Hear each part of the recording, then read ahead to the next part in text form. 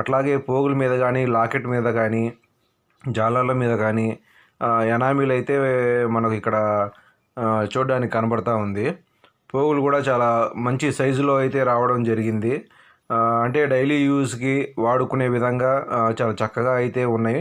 అదేవిధంగా మనము రెడీమేడ్లో చూసుకున్నట్లయితే సేమ్ మోడల్ వచ్చేటప్పటికి రెడీమేడ్లో కూడా 4 గ్రాముల తూకం అయితే అవుతుంది. 4 గ్రాముల కంటే తక్కువ అయితే ఈ మోడల్ అనేది రాదు ఫ్రెండ్స్.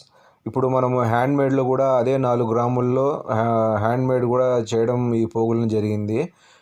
అంటే హ్యాండ్మేడ్ చేయడం వల్ల మనకు చాలా గట్టిగా ఉంటాయి, ఎక్కువ కాలం మనకు యూజ్ అవుతాయి.